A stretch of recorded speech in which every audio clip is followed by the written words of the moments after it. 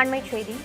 முன்னாள் அமைச்சர் செந்தில் பாலாஜிக்கு எதிரான சட்டவிரோத பணப்பரிமாற்ற வழக்கு விசாரணையை தள்ளி வைக்க கோரிய மனுவுக்கு அமலாக்கத்துறை பதிலளிக்க நீதிமன்றம் ஆணை பிறப்பித்திருக்கிறது.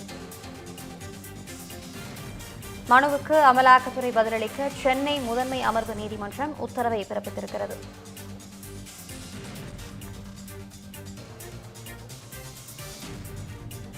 சிறப்பு நீதிமன்றத்தில் நிலுவையில் உள்ள வழக்கின் விசாரணை முடியும் வரை தள்ளி வைக்க மனுவில் கோரிக்கை வைக்கப்பட்டிருந்த நிலையில் அமலாக்கத்துறை இதற்கு பதிலளிக்க நீதிமன்றம் உத்தரவை பிறப்பித்திருக்கிறது.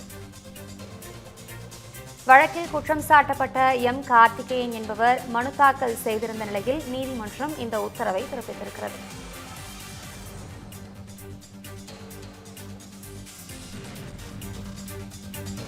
போக்குவரத்து துறையில் வேலை வாங்கி தருவதாக கூறி மோசடி செய்ததாக சிறப்பு நீதிமன்றத்தில் வழக்கு நிலுவையில் உள்ள நிலையில் முன்னாள் அமைச்சர் செந்தில் பாலாஜிக்கு எதிரான சட்டவிரோத பணப்பரிமாற்ற வழக்கு விசாரணையை தள்ளி வைக்க கோரிய மனுவிற்கு அமலாக்கத்துறை பதிலளிக்க வேண்டும் என நீதிமன்றம் உத்தரவை பிறப்பித்திருக்கிறது. மனுவுக்கு அமலாக்கத்துறை பதிலளிக்க சென்னை முதன்மை அமர்வு நீதிமன்றம் உத்தரவை பிறப்பித்திருக்கிறது. இதுகுறித்த கூடுதல் விவரங்களை வழங்குவதற்காக நமது செய்தியாளர் செந்தில்குட்டி இணைப்பில் இருக்கிறார். செந்தில்குட்டி, விரிவான தகவல்கள்.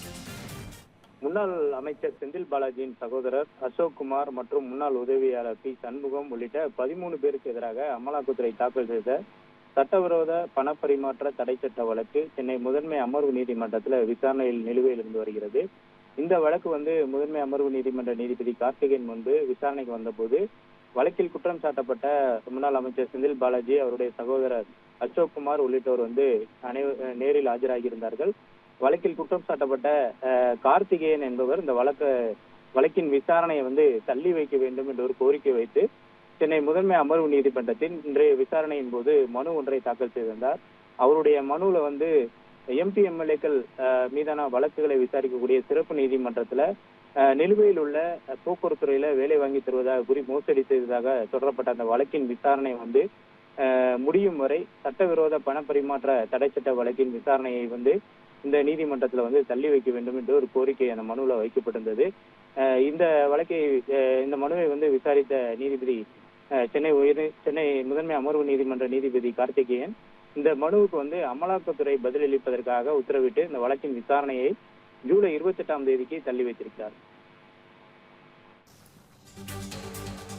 விவரங்களுக்கு நன்றி செந்தில்குட்டி.